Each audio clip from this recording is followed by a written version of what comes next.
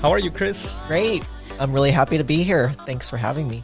I am really excited to have you. I think when we were having these interviews in the past, we have always interviewed musicians. So you are our first non-musician guest. Nice. So this is pretty exciting to us. Let's start at the beginning, and maybe can you tell us about yourself and your upbringing? Yeah, I was born in Taipei, Taiwan, and my family and I, we moved to Singapore when I was 2 years old. We lived there for a couple of years, and then we moved to Claremont, California when I was 4 years old. This was back in 1985. Okay. And the Claremont up in LA near Pomona, not the one in San Diego. Mm-hmm. And so my upbringing, so I actually am trans. I'm trans and non-binary. I'm a trans man. So I grew up thinking that I was a girl. So in my upbringing, I was pretty tomboyish, did regular kid stuff.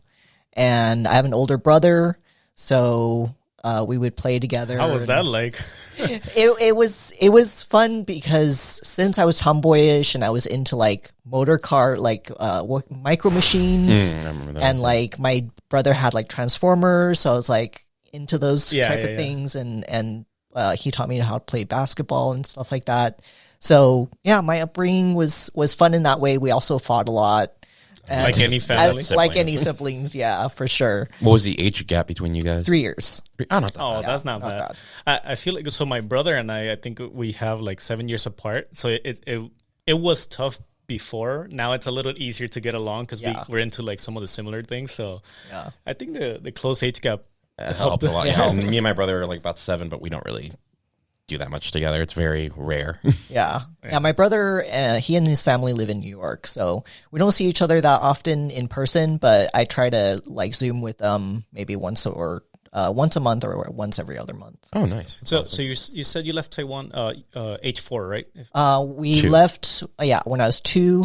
And then we moved to Singapore and left Singapore when I was 4. I see. So do you have any memories or recollections of that time? The only memory that I have of living in Singapore actually was when my mom took my brother and I to go get haircuts. Oh. And they had a deal of get 2 perms and get 1 free. So there's a picture of the 3 of us on some steps, and it's me first, then my brother, then my mom, and we all have curly hair, and that's the only memory just because there's a picture and there was a sale. And there's sale. You can't say no to a sale. Exactly. That's so fun because I always ask, I think I've asked you, but some people, I have like no recollection of my like infancy, like really like besides pictures, that's the things that maybe.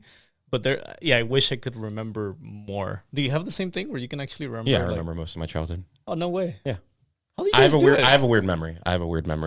I can. I think probably the earliest memory I have is probably like me being like 6, and it's like stealing like a magazine that was like in a counter, kind of thing. And I was pretending to read it or something, Like.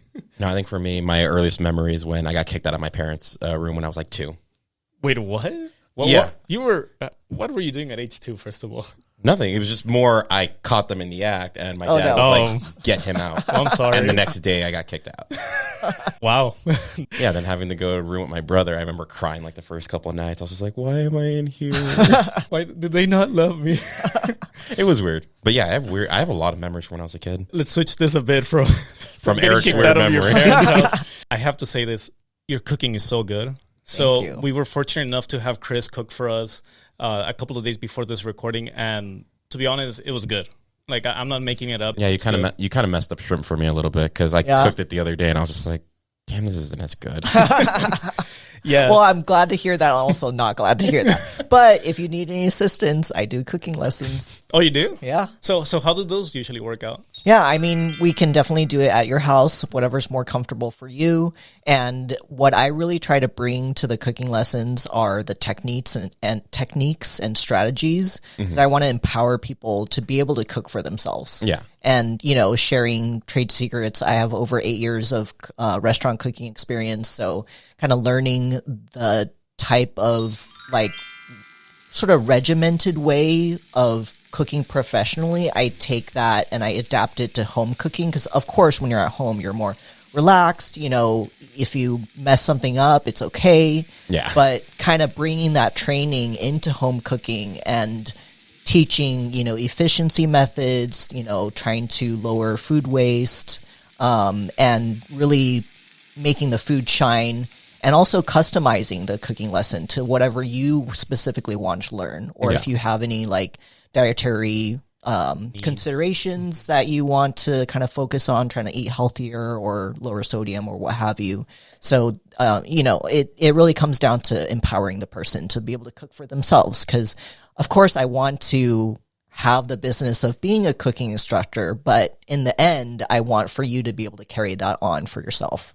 Yeah, I that resonates so much with me because, so fun fact, my wife wasn't too much of a cook before we met each other. She actually was kind of like not inclined to like try some new foods, you know. So I introduced her to like, let's say sushi, you know, or more some of the Mexican food, but from my region, you know. So like little things like that. So that's how it started. But one of the things when we were cooking that I was showing her how to do, which I think is crucial for anybody out there, and maybe I'm curious to know your tip too, is making sure that you don't throw a lot of the stuff that people throw away is stuff that you can use. Like, especially if you can put together like a soup, is like the easiest thing you can do with scraps or like leftovers.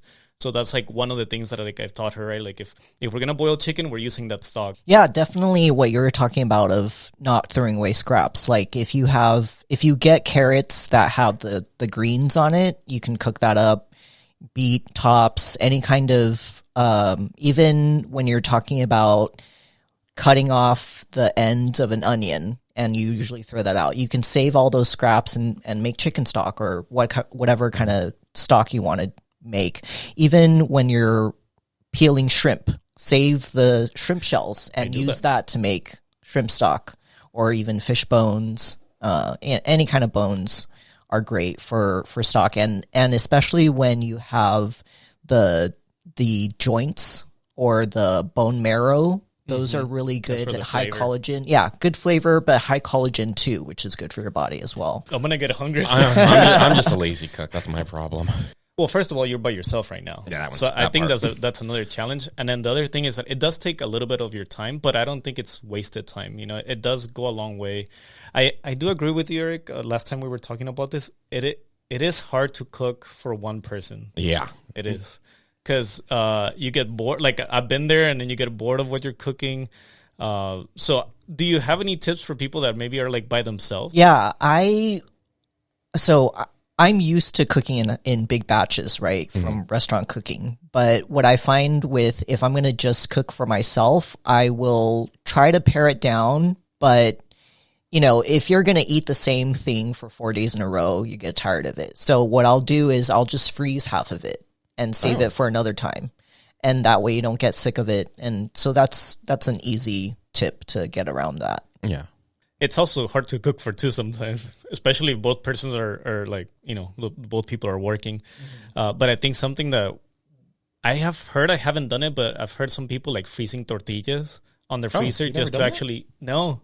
I'm scared that they're going to come, like, you know, there are some items that sometimes you freeze and then you like thaw out and they're not quite the same. It's going to crumble, right? Yeah, so I don't know how tortillas are going to be. They're fine. Yeah? Yeah, I do it all the time. Remember, I live alone, so I'm like, I go buy, I'm like, the smallest thing I'm going to find is a 12-pack. And even then, I'm like, 12's not enough. So I'm like, all right, I'll buy 3 dozen. It's like, I'm only going to use like half of them and I freeze the other half. Yeah, we keep corn tortillas in the fridge for like months. Really? Yeah. Where are you buying your tortillas? I need to know. They're just now. Regular. They're not even like fancy ones. They're just... my issue is I have expiration dates in my head too much that I'm just like, I can't do it. I don't know why I can't do it. Yeah. Yeah, a lot of times the expiration date is like optimal. And like it's usually optimal crap. Flavor and texture. Yeah. And I feel like it's a way for them to make us buy more things because they want us to throw it away faster. Yeah. The only things where I feel like I'm very anal about it is like produce, because I'm like, oh, why do I get so like, oh, there's a little bit of like, why am I caring? But somehow I care. Yeah. Like a little blemish. Yeah. I'm just like, oh, God damn it, Eric. Well, a lot of times what I'll end up doing, I'll just cut that part off and I'm like, all right, I'm good to go. Well, and even some of that, even though it looks kind of like weird, it doesn't mean that it'll bring bad flavor. It won't taste good. It won't do anything. Yeah. It's not going to make you sick just from that little tiny. Exactly. Yeah, for me, I think like cauliflower, I'm always like, oh, I got to eat this like in a week. But a lot of times I'm like, this will last me 2 weeks easily. Why am I getting worried about it? Or one of the things that I do, like broccoli is one of those, like as soon as it starts turning like that yellowish color that a lot of people tend to like also shy away from. But if you end up just boiling it. The one that always gets me mad though is bananas. Because it's always you buy all the bananas and they're never like, they're not going to go right at the exact same time. And you're on a time clock right there when they eat them. What I end up doing is like when I can't finish them, freeze them. Exactly. Perfect for smoothies. And the tip is to peel it and freeze it, without the peel. But I found that actually if you freeze it with the peel, you just pull it out of the freezer, let it thaw for like a minute or two, and you just peel it. It's I've never tried it that way. Yeah. Save a bag too. Yeah. Because usually what I do is I put them in protein shakes. Yeah. And I'm like, all right, I'm just going to get the protein shake done right away that I don't have the patience to wait for it to thaw out. Right. Because I'm like, no, I'm doing this now. Yeah. And it's like an ice cube for me. I was like, all right, perfect. Yeah, it's great. I love it. So where did all this passion for cooking come from? So when I was a kid, my mom would have me help her out in the kitchen. I would peel potatoes or, pick off the ends of green beans or pretty much just be her helper around the kitchen. And then when I got a little bit older, she would have me cut stuff. And then I got really excited when I got to the age where she had me actually like stir the stuff in the pan. I was like super excited. I was like, oh my God, like don't fire. mess this up, man. Yeah, fire and heat and and then I also, so my birthday is Christmas Eve. So I oftentimes wouldn't be spending my birthday with my friends at school. So what I would do is I would make cupcakes and bring it the last day before winter break. And so I enjoyed the, bringing something homemade to my friends. And because it was my birthday, it's obviously like a fun occasion. And so I got into doing that. And then my sophomore year of college, when I was out of the dorms, I was living on my own. That was actually the first time I started to actually cook for myself versus just helping out my mom. And so I still remember the exact recipe that I made on my own for the first time. I had bought a bag of romaine hearts, and on the back of it, there was a recipe for chicken Caesar salad. And I just like got all the ingredients together, put it together. I was like, this is super easy and it's super good. And so from there, I started to cook a little bit more and more. And then in 2005, I was in between legal assistant jobs, and I was kind of like tired of the legal field. Just stop you right. Oh, That's a yeah. big stretch. Yeah. Yeah. And basically what I thought, so this was back when pretty much Craigslist was the only way to like find jobs online. Mm-hmm. And I was like, I just want to do something fun. Mm-hmm. So I found a restaurant down the street from where I was living. At that time I was in Oakland, and there was a restaurant called Garibaldi's, and they did Mediterranean food. And so I was just on a whim. I was like, let me just apply. I went so in cooking, it's kind of like a working interview. It's called a stage. And so I went there and, no experience at all in restaurants. And basically the chef, he liked to hire people that didn't have experience because he wanted to be able to mold the person and teach the person the way that he does things, right? And so I worked there for like a year and a half. I loved it. I started off in the Garde Manger station, so I was doing like cold and hot apps, the fried items, and I would help out with the dessert station just to plate things. And then I moved up to the wood-fired oven station, which was super fun. Really, really hot, but really fun and really intense. Yeah. And so I really liked doing that. And the kitchen there was like half open and half closed. So the Garde Manger dessert and wood-fired oven stations were open. So we would like talk to the diners, to the guests. And then after I worked at the wood-fired oven station, I then moved to the back kitchen where it was the meat, fish, and the basically the chef de cuisine would be the expediter. And so I worked on the station where it was the fish and sauce station. And so I was making all the sauces for the back kitchen and making the fish. And so I loved it there, and I told my parents that I wanted to go to culinary school. I actually applied. I applied and put in a deposit for the California Institute of the Culinary Institute. Arts. Yeah. CIA, Culinary Institute of Arts, and in San Francisco. And at that time, I still was very much under the influence of what my parents wanted me to do. And because I had done legal assistant work, they were like, why don't you go to law school? I was about to say, because it is. Yeah. It is a big stretch. It is. Yeah. I've always been of the mindset of, you do what you love. And there's a saying like, you do what you love and you won't work for a day, Exactly. So I can see that, but I can also see it from the parent side too, because, just with talking with nephews and family, sometimes you go like, man, like, you can do something like, they don't see it as big in the same as you. So like they go like, well, you could be doing this though, right? And then now you're saying cooking, and you go like, well, but this is also good. Yeah, and so what my mom said was, if you go into cooking, you're going to be working when everyone else is playing, which is true, especially because I like to do dinner versus if I work brunch, then I'll actually have the rest of the day off and be able to hang out with friends. But because I like to work dinner, I was working Tuesday or Wednesday through Sunday evenings, which we would start around 3 p.m. and I wouldn't get home till 1 a.m. Wow. So I didn't have a life. I didn't have a social life because, Monday, Tuesdays, people are working anyways. And so what she said of that was very true. It's also very labor intensive, right? Yeah. You're sweating, you're lifting heavy things. It's not easy.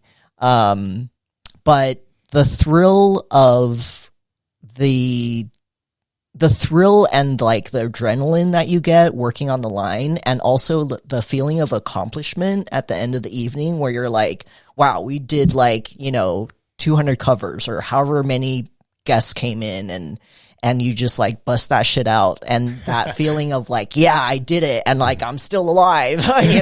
That's just I do miss that part of it. But the adrenaline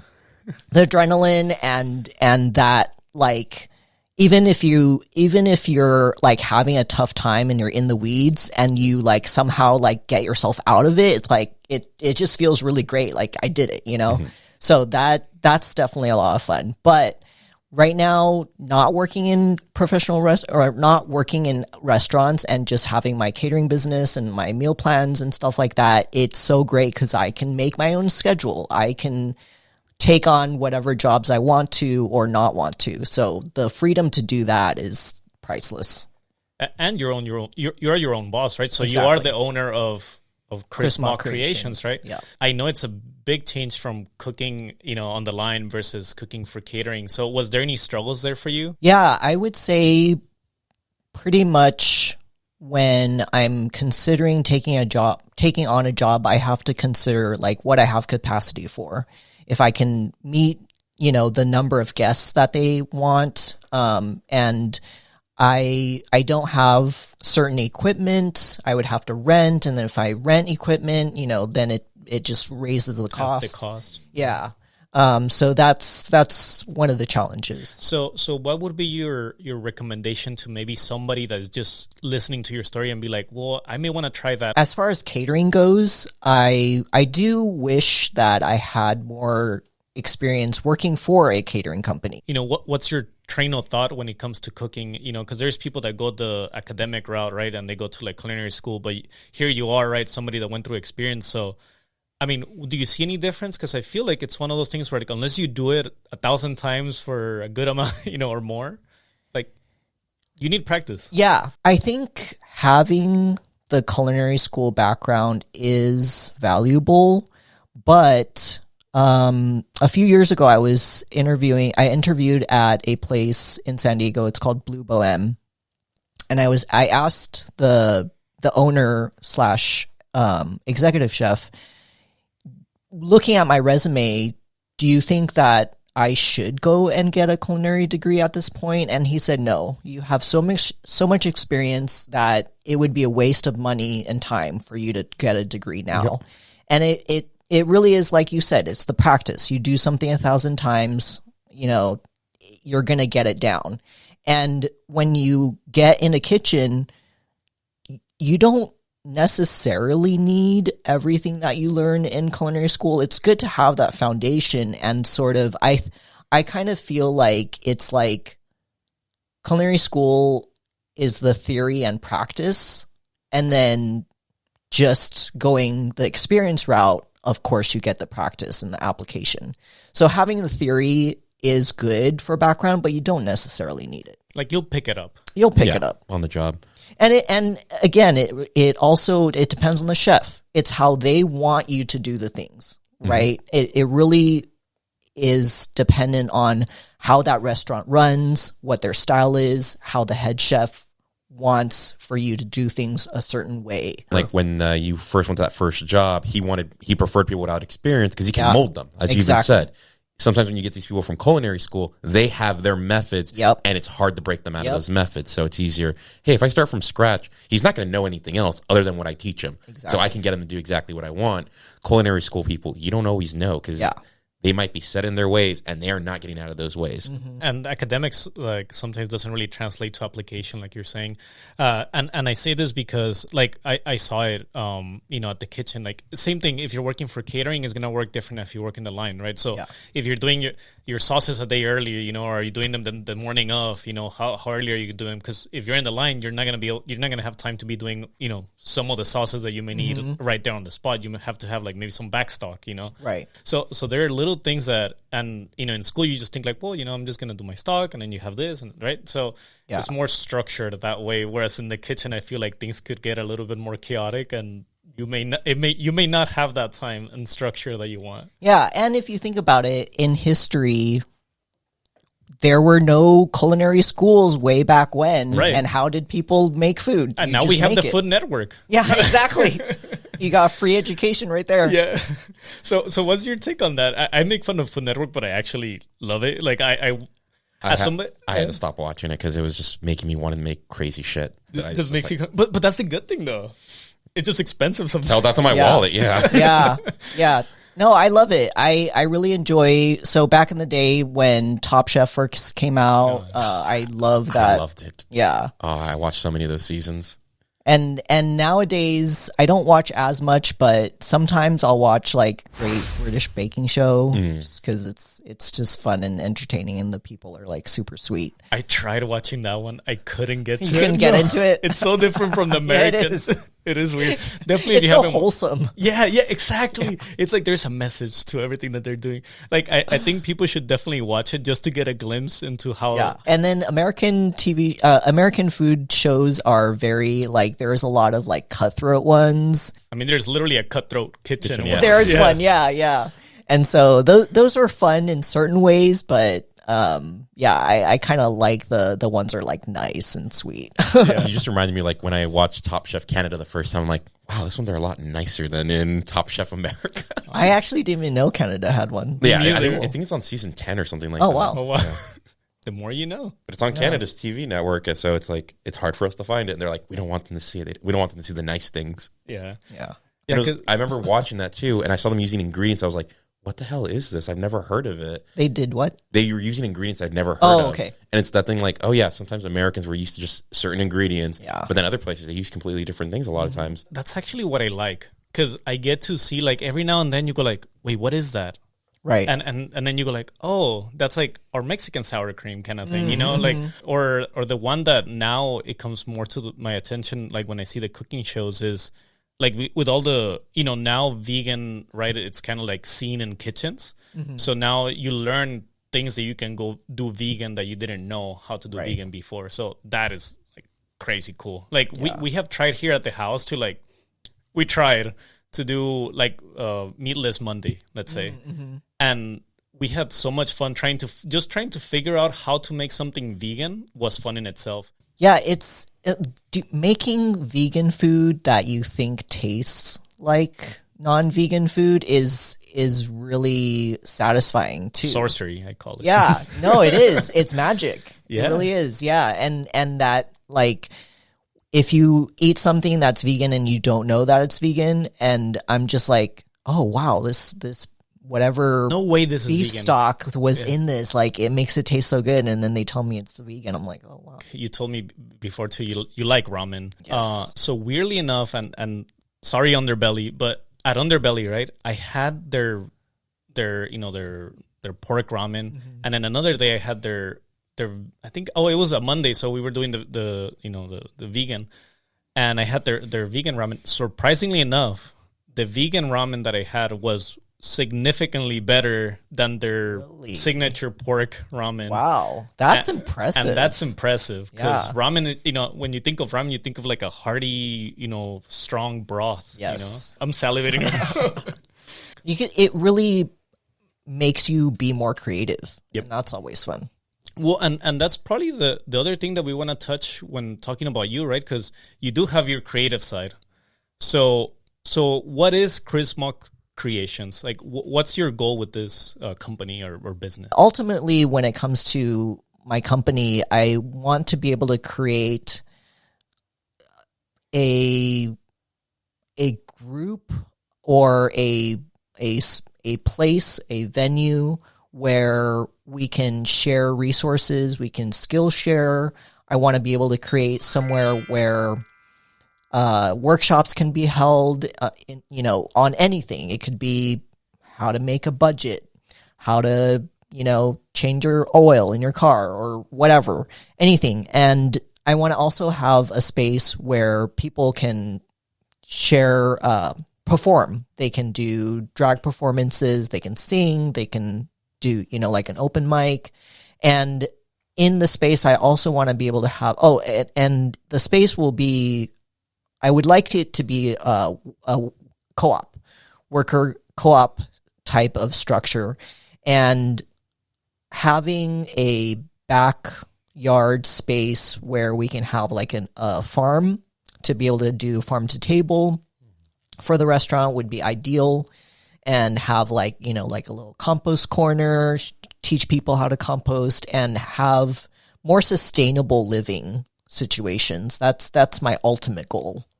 So be on the lookout for that. No, yeah. Awesome, yeah. It's really ambitious, but I think it's the right move. I think everybody's seeing it now too. Like, that's why you see a lot of get local produce, and just like well, maybe a little spoiler, but I do have something to share too for you later after this. It's a little thank you gift. But I think we were saying like about I have like an orange tree here, right? So we were saying like, save some of the orange peels. But my mom also has a guava tree, so we made sure to make a little something for you that I hope you like. Awesome! It. I love guava, so if it has anything to do with guava, I'm gonna love it. Sweet, literally. And yeah, the orange peels I use for my Lucky 8 seasoning blend. So the Lucky 8 seasoning blend is, if you take Asian 5 spice and pumpkin spice and they had a baby, that's what Lucky 8 would be. And it's called Lucky 8 because in Chinese, when you say the number 8, it also sounds like the word for fortune or like good luck. And there's 8 ingredients in it. And so one of the ingredients is homemade dried orange peel. Oh, nice. And it's very versatile. You can use it for sweet and savory applications because, like, you can use it for any recipe that calls for Asian 5 spice. You can also use it for any recipe that calls for cinnamon or cloves or nutmeg. Has all those things in it, and Szechuan peppercorn. And so it's very. You can just use it for chicken. You can use it for vegetables, mushrooms, and if you pair that with one of my other seasoning blends, I have 2 other seasoning blends, Just Cruising. That one is smoky and a little bit spicy, but it's sort of like an all-purpose. It's got garlic and onion and chipotle, smoked paprika, and a few other ingredients. And then the third one is Fierce Flaming Flavor. So that one's got a lot of heat to it. It has all the same ingredients as Just Cruising, as well as mango habanero. And habanero obviously is one of the spicier peppers. And dried mango is actually, interestingly enough, it is a meat tenderizer. And so if you pair the Lucky 8 with either of the Just Cruising or Fierce Flaming Flavor, it's just like flavor bomb. Oh. The one that you use for the scallops and the shrimp. Yeah, the Just Cruising. The Just Cruising. Yeah. I'm gonna be using your spice. I think we have some wings, and then I have some meat that I want to smoke. So I wanna try it out. Oh yeah. And support local. Yeah, support local. Our thing though is that we love to cook wings. It's also easy and fun. And if you use Just Cruising an or air Fierce... fryer is the greatest thing, because Yeah. as soon as I found out about air fryer wings, I'm just like, why did I not know about this? This is all you need. Yeah. This guy right here got everybody to in our group of friends to basically buy an air fryer. Because it's great. You're the reason. Yeah, it's amazing. They're not a sponsor by any means, but fries, I'm still think oil is a little bit better, but wings is a perfect example of something that comes out so good from an air fryer. Just because, I mean, the skin in itself has a lot of fat, right? So that's what's going to crisp up in the air fryer.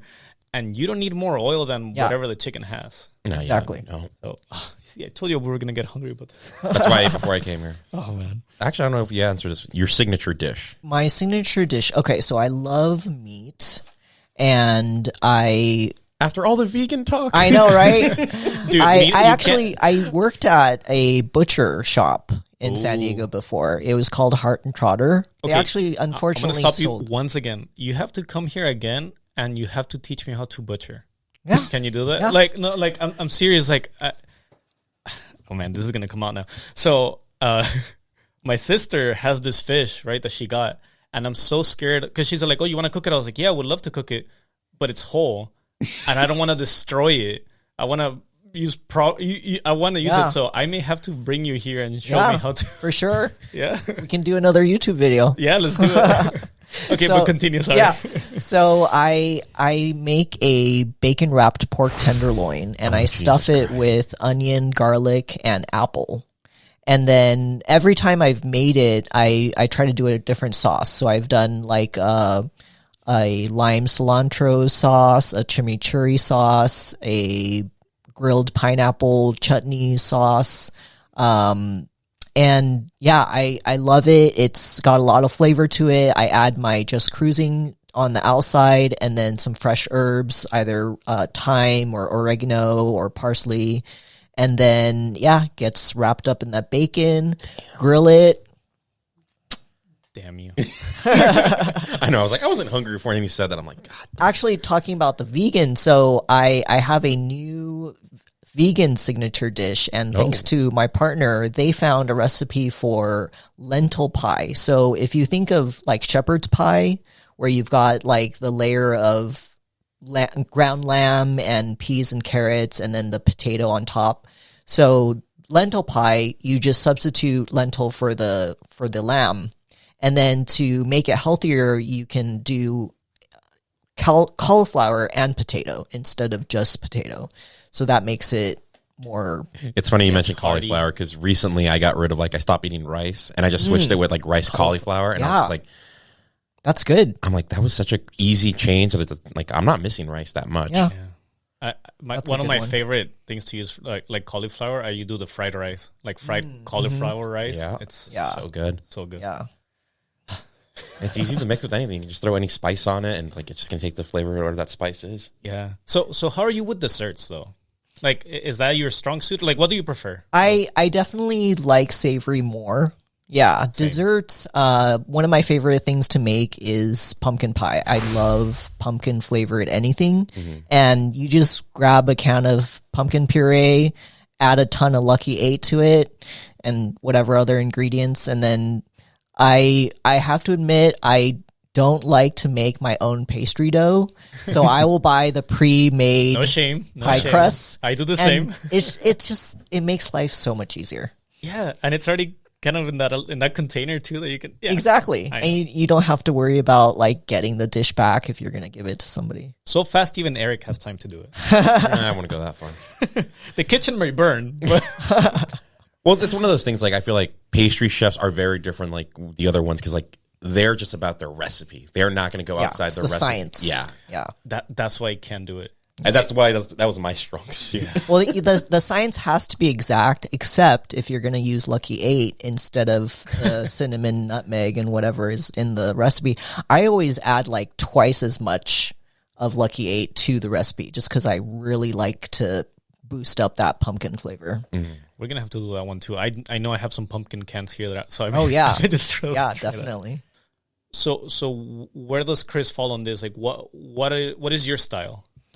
It's varied. Mm-hmm. It's very varied. So, like you said, from my Chinese background, cooking with my mom, I have those roots. And then working in restaurants, I've worked in American restaurants, Italian, French. I really enjoy Mexican food. I also love Thai food and Mediterranean food. So it's kind of across the board, and it really comes down to whatever the customer wants. And what I really appreciate is when a customer tells me that I can experiment with things and they can be my guinea pig. So then I have fun. So it really varies. It unleashes your creative side. Yeah. Love it. So we did mention that you were part of the LGBTQ plus community. So, since you're from San Diego, I wanted to maybe dive a little bit more into that, right? So how has that influenced the way you maybe shape your business or your cooking? Is there any influence there? Yeah, for sure. I really enjoy creating events for LGBTQ plus people. So pre-pandemic, a friend of mine, they have a business called Loud and Queer Zine. So they create zines collecting different artwork from the LGBTQ plus community. So they and we would create events at the Brown Building in City Heights, and it would be anything from art shows to makers markets to we would have photo shoots in Balboa Park or around the city, and then we would have the art show featuring the photos and the models at the Brown Building. And so the influence of that is pretty much creating space and opportunity for us to shine and for us to do the things that we enjoy and to share our crafts or our art or our passions with each other and network. And really what it comes down to is creating spaces where our community can connect. Because I'm a Capricorn, and I love doing like task-oriented things that I can see some kind of benefit come out of it. So you're wearing something from a friend too? Yes. So I have some jewelry from a friend of mine, Grace. They started a company called Lupin. It's LOUPN. And it's jewelry. It's really high quality. I'm wearing a few of their pieces. These three right here, I don't know if you can see, and then this necklace as well. And they are a friend of mine I've known Grace from 5th grade. So she and I have been friends. You guys go back. Yeah, way back. Well, it seems to me that you're surrounded by a lot of people that support you. Yes. So I think that speaks volumes for you and your friends. Is that true for the San Diego LGBTQ community? Do you think it's pretty welcoming to anybody? Yeah, definitely. I've definitely felt a lot of support and love from the community, and it just kind of, it's like it feeds back into myself to be able to give back to them. And yeah, I love the LGBTQ plus community here. I actually have a segue from that. When did you know you were trans? I think growing up, because I didn't know anyone that was out as trans, I just wasn't aware of the fact. It wasn't until when I first started to really explore my sexuality was in college. And I kind of always thought I wish that I had that extra appendage.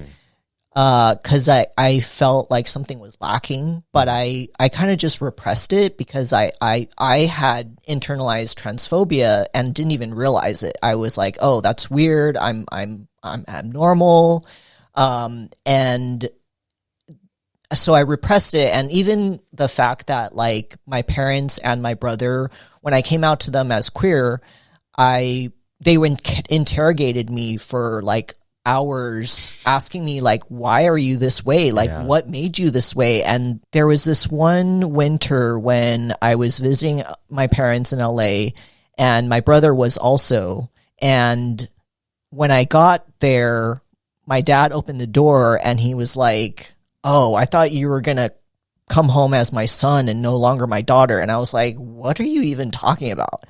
So apparently my brother had shared with some Facebook photos of when I did drag. Oh, so your brother knew. My brother knew, yeah. He found my drag king photos on Facebook and shared it with them. And so hearing my dad react in that way even more repressed my feelings that I was trans. And I think it wasn't until when I moved to San Diego in 2015, about a year later, I started to go to the LGBT Center has these support groups. And so I went to the trans one, and then I started to meet people who were sharing with me some of the same like feelings that I had, and just kind of realizing that there were certain things about my body that were incongruent. So,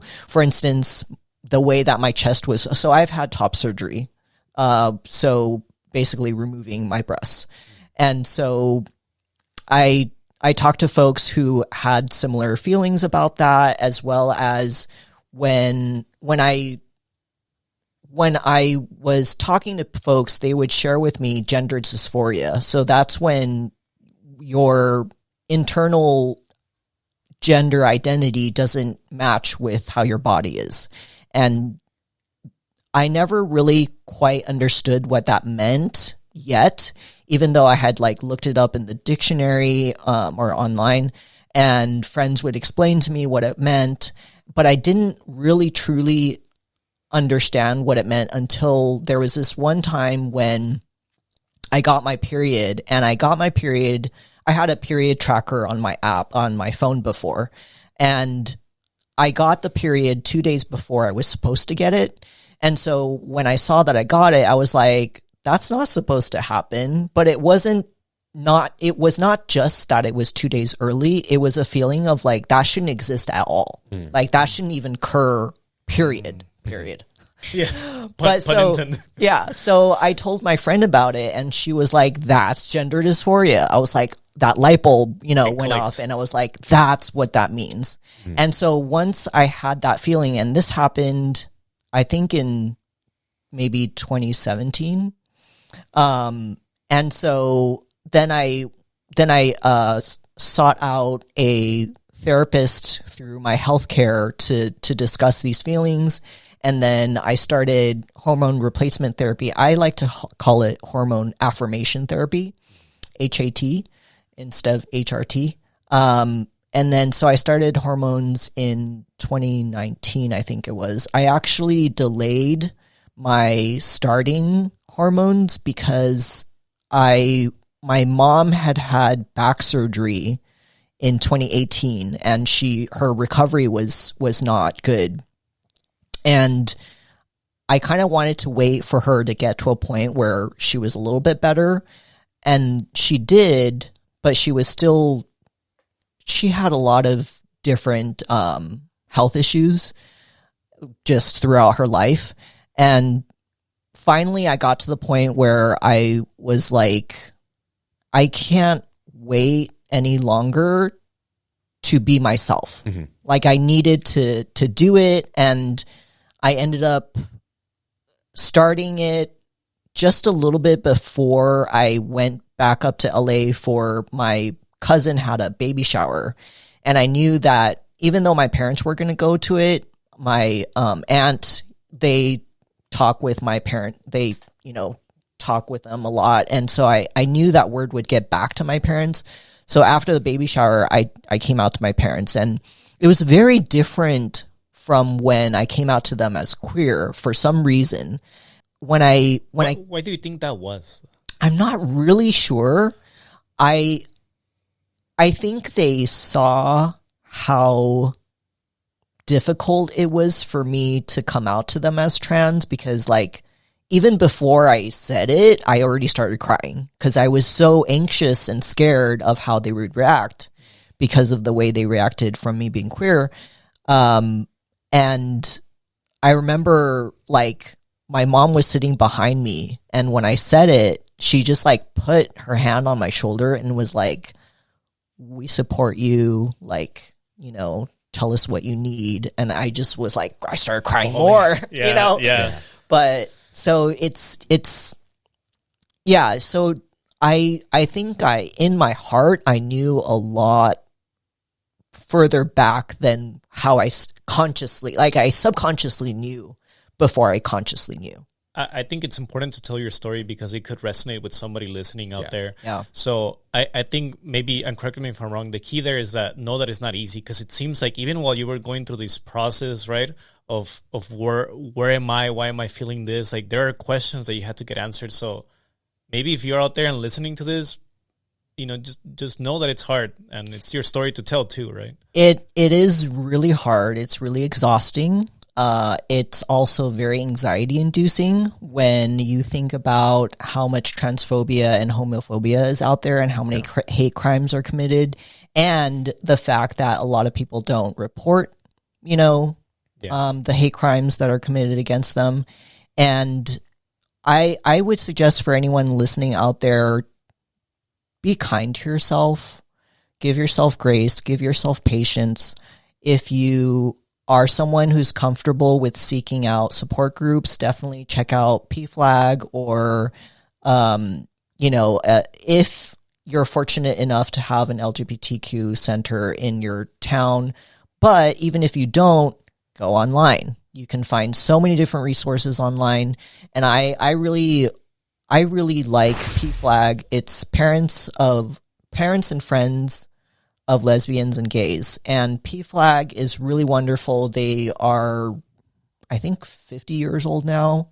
Oh, wow. They really helped me out with when I was struggling with how to come out to my parents, because I didn't even know the word for transgender in Chinese until I talked to Is there a someone. word? Yeah. Okay. 跨性别. I think I'm pronouncing it right. But yeah, I was able to find in LA, there's a chapter, the San Gabriel Valley chapter, PFLAG has an Asian specific group that meets. And one of the silver linings of the pandemic is everything's gone online. So I was able to attend those through, you know, Zoom. And they really helped me to have the language to be able to talk to my parents about it, and to kind of hear, you know, what they've gone through with their trans or queer kids. That's awesome right there. Yeah. Yeah, this is really touching for me because two of my, well, back in elementary school, middle school, I had two of my best friends. Definitely, you know, they're now out. As close as I was to them, I can see why it is so hard. You know, because not everybody's gonna take it the same way, and there's always, you know, even if you're straight, there's always gonna be somebody that, you know, is gonna judge you. Yeah. Mm-hmm. So, and it's the same token. You know, it goes both ways. Yeah. So I think just being mindful and acknowledging that there are people out there that have these same challenges, you know, that they face these same challenges, it's super important. And I do have to say too that, you know, so I'm out, and for people who are not out, you know, definitely don't out a person. Yeah. And I'm an open book. I will answer whatever questions, but for those who aren't comfortable with sharing intimate details, you know, don't ask them. It's your story to tell. Yeah. If you want to tell your story, you tell it. If you don't, you know, it at the end of the day, it's whatever makes you happy. If you're happy just keeping it to yourself. Yeah. You know? Yeah, I think I remember watching an episode of John Oliver once, and I think he was putting clips of people asking trans people, like, oh, so what do you have down there? And it's like, none of your goddamn business. Yeah. Like, you wouldn't ask anyone else exactly. that. I was just like, how is it any why would different? anyone ever ask that? It's like, what the hell was that? Yeah, no. Well, and you always have to think of, like, where is that even coming from, right? Like, what are you getting out of this? Mm-hmm. You know? Yeah. It's just rude and inappropriate. Yeah. No, actually, you remind me, like, in a lighthearted thing, I remember when one of my friends came out to us, like, this was in college. He was drunk and he came out, And I think he was very scared the next day, like, oh man, this just happened. But everyone was super supportive, and I think that really helped them out, because you can tell when people have a support system, because they're still scared to come out. Yeah. But like once you have that support system and you get that positive feedback, it feels like that helps a lot of people. Yeah, definitely. That's why I love the sketches, or when you see like on SNL or some sort of sketches where they flip the script to see the straight being the minority and the LGBTQ community, the plus community being like the majority, and then, well, how would you feel about right? Yeah. Yeah. And I want to clarify something, because you sent me something on that Nemo, and you mentioned you like The Matrix. So we're gonna switch a little bit. Oh, we're going to The Matrix. Yes. Oh, you want me to get angry? Now, is The Matrix still your favorite movie after seeing Matrix Resurrection, the latest movie that came out? I actually pretty much just like the first one. Okay, we're friends. We're on the same page. We're on the same page. We're on the same page. That was horrible, man. I don't think I've even watched the Resurrection one. Don't. After 2 and 3, because Resurrection is number 4, Yep, right? yep. Yeah. After 2 and 3, I was like, this is just trash. Yeah, I remember being so excited to go watch 2. Me and my brother went to go watch. We're like, oh yeah. Everyone we're getting down. We're like, that wasn't good, was it? Yeah. I don't watch it. I'll do you a favor. Not worth my time. No. They retcon a lot of stuff, and it makes no sense. It's one of the few movies, actually, because I'm doing movie reviews now. I want to go back and watch that one again, just so I can tell people, don't watch it. Yeah. It makes no sense. I felt like I was watching like The Notebook, and that's not The Matrix. That's so weird. You know? That's the thing. I'd rather watch The Notebook than The Matrix. Well, yeah, Matrix Resurrection, because at least that story makes sense. Yes. But once again, it's like you have this expectation of Neo and things, and and I was like, this is just not. I don't know. Yeah, I don't know who directed that, but maybe once you do your movie review, it's the same people. Oh, that's even more. But now it's the Wachowski sisters, right? Because they were both trans. I don't know. The directors of The Matrix, I'm pretty sure they're both trans. Oh, really? Oh, yeah. Well, you just learned something new. We definitely need to do that movie review now. I want to do it with you. You don't want that's going to be like my first bad score. I'm just going to tell everyone, don't watch this. It's a waste of time. Why did they have to change this? Oh, they went very meta with it. Where The Matrix is It's already meta, though. They made it even more meta. Oh, my God. Where Neo's working on a video game that is The Matrix. While he's in The Matrix. That sounds really cheesy. It's bad. And then they did recasting that just didn't make any sense. Oh, no. Well, because Lawrence Fishburne was not young enough to do it anymore. He already knew it was going to be bad. Oh, they both knew it. And they even make the joke in the movie saying, if we didn't remake this, someone else was gonna. So it's kind of like they're even taking credit, we kind of had to do this. Yeah. And they probably killed the franchise with it. It's that bad. God. I think what I like about The Matrix is that whole thing of the first movie. I agree. Yeah, there. the first movie has such a great idea. It's that whole concept of like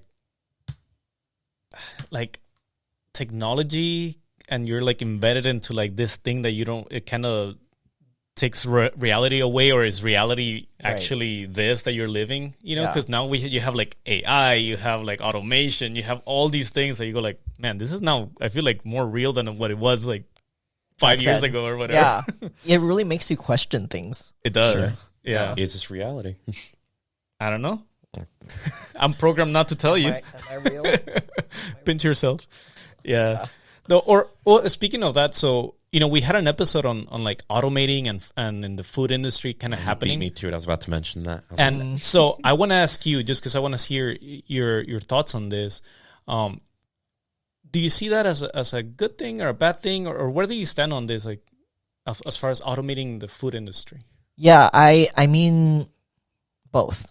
There's good and bad, and I think it's great for cutting costs down, probably cutting food waste. There might be less mistakes, but then you're taking away jobs from people, and you're losing that human contact, which I think is really important in cooking and sharing food. And yeah, so it's good and bad. Yeah, definitely. I think I see that, because food is something that connects people. Definitely. If you go back and even in the history books, right? There has always been food, and then people gather around it, and it's something of community, right? I think where we were saying in that episode is you're always gonna have to have that chef, or I think the one thing that we kind of were iffy on is we're pretty sure it's going to fast food for sure. Yeah. I think in the next 5 years, pretty easily. Yeah. it's the big restaurant type things where I'm like, I don't know if I actually see it going in there too much because I'm like, there's going to be that human element that I think people are still going to want. That I'm like, I'm not sure if you're going to get that with automation. Right. Yeah. Especially with like open kitchens where you can talk to the person while they're making their food for you. That's always a lot of fun. I would be scared. I would be watching scared them make the food. I think the one thing we also said is like, because we're pretty sure it's going to be fast food, but it's only going to be once it's cost efficient. I still don't think it's cost efficient. Not yet. But I think the way California likes to raise minimum wage, we might get there sooner rather than later. But I'm also like, I don't think it's going to go to the rest of the country that quick. Right. Because the rest of the country, like, not as rich as California, so it's going to be a while. Yeah, it's going to be interesting, definitely. I think I still stand where I feel like I'm all for automation, actually. But there are just some things that you can't do. Like just for certain industries, I'm into it. Exactly. And we were saying like for fine dining, that may be a perfect, or not even fine dining, like, fast food, definitely. But even like casual, like dining, once you go the automation route, you pretty much have the same flavors and, you're probably, you're not experiencing food. And like, that's what a chef does. It basically brings all these flavors and twist them in a way that maybe you haven't tasted them in a while, right? So that's the beauty of it. Like something I have never tasted. Now everything's going to taste like the same burger, That's where... I think another thing that we were talking about was, I don't know if you know this, but there's a store now that, because automation comes from like, I feel like it's lowering the cost, right, of food to bring it to people's tables. But like the other thing that people are doing now, it's just going the route of like, well, instead of cutting cost on the labor side, how about we cut cost in our packaging side? So there's a store that just opened in, I think it was Hillcrest, where now it's just you bring your own container and, everything is like scoop, everything is based on weight, so now you're minimizing, the packaging and, it's all locally sourced, right? Because now you don't have to like freeze, like all these things that you can do to make that better. So I don't know. Have you seen something else going out there in the food industry? No, but I love that. I'm going to have to get the name of that place. I love the fact that it's self-service and bring your own Tupperware. I love the fact that Leo got to bring up this topic twice because I think you brought it up in our I love the concept. It sounds so outdated because I think we brought up like the milkman kind of thing, right?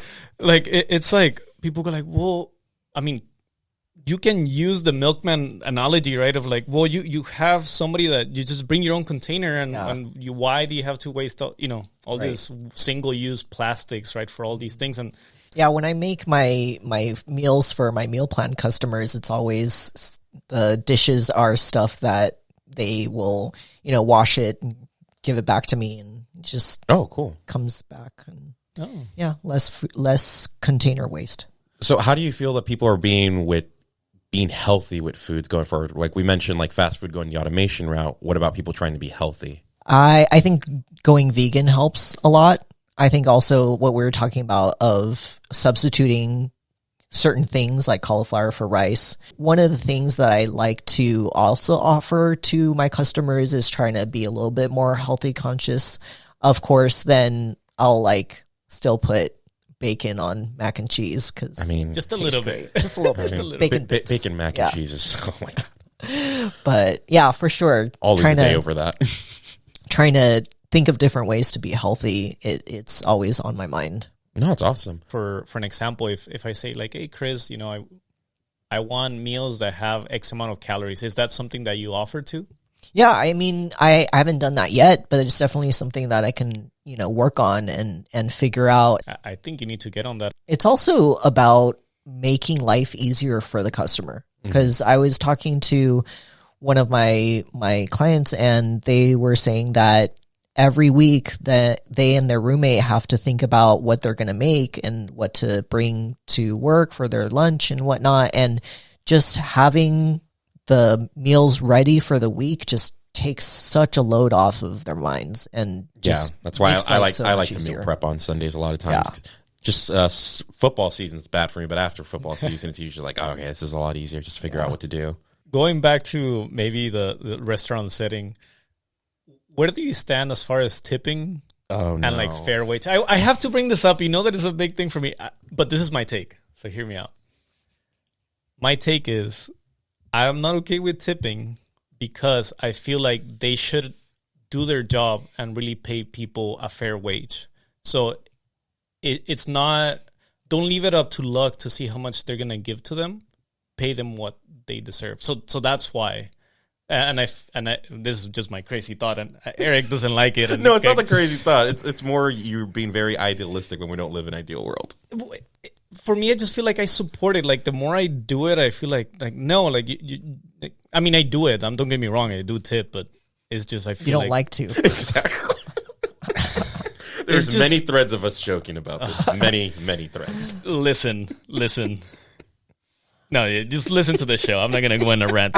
I get what you're saying. Yeah. Yes, places should pay people a livable wage, but the thing is that minimum wage, it's below. Oh, it's not crap. actually. No, it's not below. It's crap. It's So tipping helps to kind of bridge that gap a little bit, and obviously, if the service is, standard or above, tip more. But I try to tip whenever I can, but there are times when the wallet is just not going to let me tip, so then I feel really bad.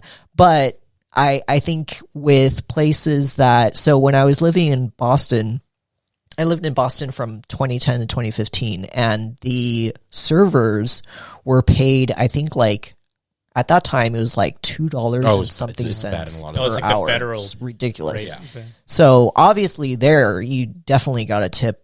Yeah. So I feel really bad for them, but out here, minimum wage is still crap, anyways. So definitely try to tip when you can.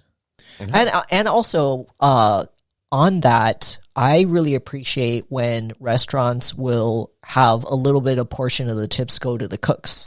Yes, I brought that up in the episode because that used to not be the case. I don't know if you have been on this industry probably longer than me, but so have you seen that switch? Like, are they... With some places, yeah, it's very. I wish more places would do that, but not everyone does. That's sad to hear. Yeah, I was hoping that was another thing that I brought up on that episode. Yeah, I agreed with you. Well, okay, I'm gonna go on this now because so hear this out, Chris. This is why I was laughing. So, what if? And I just want to put this on your mind. What if instead of focusing on minimum wage, we do a maximum wage? And that way you can distribute things more evenly for people. So, how would you base that off of? Because I would be like, is there a max? Like, is there a limit? I mean, I feel like there gets to a point where there is like a stupid, ridiculous amount of money that people shouldn't be making as an individual.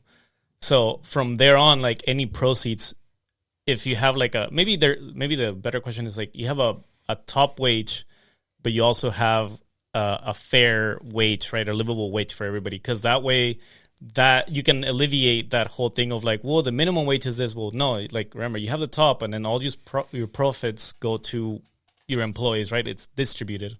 Well, because my thing's more, I wouldn't even put it on the wages. I'd make sure that housing wasn't super crazy expensive. So at least people could always have shelter.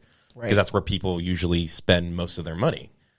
And what is it, a lot of... At least here in our community. Like in well, I want to say California almost as a state. But I mean, even when you think about a lot of other states, because there's so many poor people, a lot of their money still goes into their housing. So if we were actually make the floor for housing like not be so crazy high, I think people would then have disposable income and the economy to be better. But the rich don't want to give anyone else that kind of power. It's just that balance is so... It's not... There's no balance right now.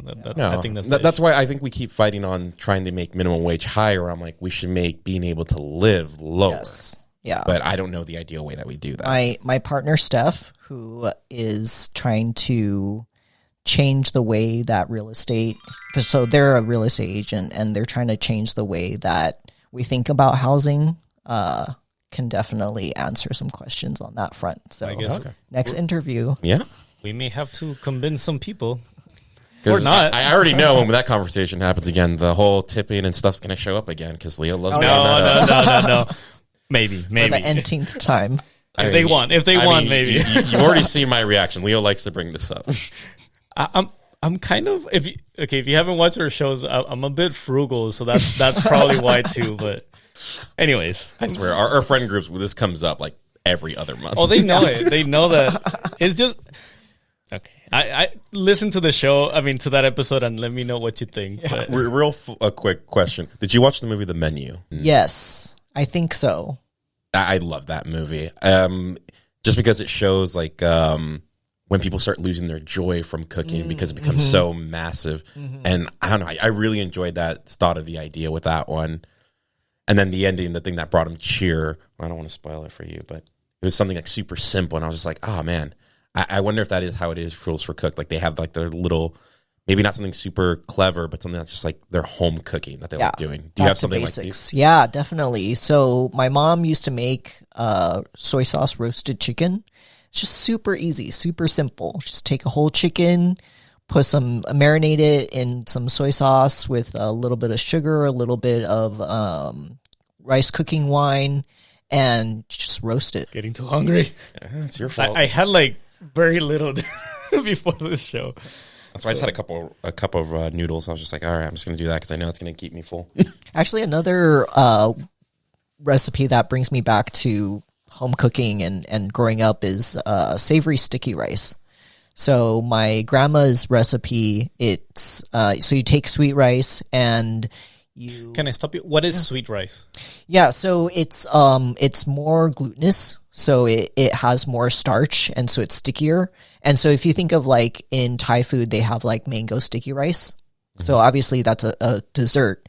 But so with savory sticky rice, you just what my grandma would do is she would take Chinese sausage and some shiitake mushrooms and some carrots, onion, and stir fry it. Oh, steam the rice first, and then stir fry it with all the stuff and some soy sauce. And I like to add Lucky 8 to it. You're just making me salivate. And that one's great stuffed in turkey. So instead of doing a bread stuffing, you stuff the turkey with the sticky rice. That I had never heard. Yeah, and then you get all the yummy turkey flavor just blew my mind too.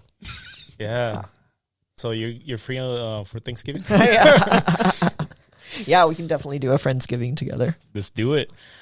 Okay, I do need to ask you this. So what's your measurement for success? Ooh, that's a great question. Yeah. I think the way I would answer that would be thinking about perfection versus excellence. Like something being perfect, it's subjective, right? So, sharing my food or my art or my skills in collaboration or event planning or what have you, and bringing some joy and fulfillment to people is success for me. I was afraid he was going to be like, oh, money, honey. That one's always the hard one for me because a lot of people say money, and I'm like, I don't think money would be my answer. I mean, for me, at least, I never think that money defines success because do you feel fulfilled just with money? And I see some people that make a shit ton of money and they look miserable most of the time. And then you can see someone that makes minimum wage, but they're happy with their life. And I'm like, you could tell that person feels successful. So I don't feel like money's the only way you can measure it. One of the things that made me happy was this little no parking sign that you had up on your website. So could you tell the audience a little bit more about this no parking sign? Yeah, for sure. So one of my most loved pieces of art it says love zone, no hating anytime. And the story behind this piece is that in Boston, I was walking home from work one evening and I found a street sign that had fallen over, took it home. Originally it said tow zone, no parking anytime. And so I just altered it a little bit to make it a more loving message. And you sell this art, right? Yes, I sell it. It's online as well as whenever I'm tabling, and I also do art commissions. So I've taken a couple of painting classes. I mostly work in acrylic, but I can also do oils as well. And so another one of my favorite pieces is one called Blossoming Roots. And the original is actually probably a 3-inch by 3-inch just black pen drawing, and the finished product is a 2-foot by 2-foot piece of art. And I added color to it. I added the flowers coming off of the person's shoulder, and I added more of the roots. And so I did this piece back in 2008. And in 2013, my mom was diagnosed with breast cancer. And so I dedicated the piece to her, as well as other people who go through having to deal with breast cancer. And something that you told us, I think, before the episode too, is that you also have a Black Lives Matter art piece, right? And did you mention the proceeds go? Yeah, so the proceeds of that piece go to Black Lives Matter, and it's something that I being someone from the LGBTQ plus community, as well as being a person of color, you know, me being Asian, me being Chinese, just the parallels of being a marginalized community, a marginalized person, the hardships that Black people have to go through are just horrendous. And so this piece is something that I hope can inspire folks to support people that are different from themselves. And so, yeah, definitely all the proceeds from that piece go to Black Lives Matter. Thank you very much for sharing. Thank you. Yeah, you're welcome. And with that, we move to the last segment of this show. All right, I'm ready. Rapid fire. I don't know if I'm ready. I usually mess these up, so. So, Chris, this is the last segment of the show where we ask you to choose an answer without any context, and you just choose the one that resonates more with you. Are you ready? Ready. Speed tennis or volleyball? Volleyball. Eleanor or Chidi? Chidi. Breakfast, lunch, or dinner? Dinner. Future or past? Future. Chicken or egg? Chicken. Iced or hot? Hot. Traveling or food? Food. Sing off or dance off? Dance off. C3PO, R2D2, or BB-8? C3PO. Canvas or paper? Canvas. Pork, chicken, or vegetable ramen? Chicken. Subway or Jersey Mike's? Jersey Mike's. Chick-fil-A chicken sandwich or Popeye's chicken sandwich? Popeyes for sure. Chick-fil-A is the worst. Yeah. They are very homophobic. Yeah, well, and I was going to say, I mean, the food itself. I've never had the food. Good. I like the chicken sandwich. It's just their sauces. I like the chicken sandwich. The spicy one I like. And the most important question we ask on this show. The Iwi Show or the Iwi Show? The Iwi Show for sure. Chris, thank you so much again for being here with us. Anything you would like to tell your viewers, your family, and your friends? Thank you all for all the love and support. I really appreciate everyone, and I appreciate you both, and Jonathan and Cisco as well. Oh, thanks. It's been awesome. Yeah, I had a lot of fun. This was great. Please make sure you follow Chris on social media. Yeah, chrismokcreations.com for my website. And then on Instagram, it's at chrismokcreations. And then with Twitter, I'm not as active, but you'll find me at chrismokcreations. Okay. Well, there you go. You have some information. We're also going to put it below in the video. And make sure you like and subscribe to our channel to support us. Right, Eric? Yeah, great job with the outro right there. Oh, thank you. We're usually off the cuff, and it's like, oh, it's Wild Wild West with us. Yeah. It is what it is. There you go. All right. All right. Thanks, guys, for watching. Thanks. Thank you.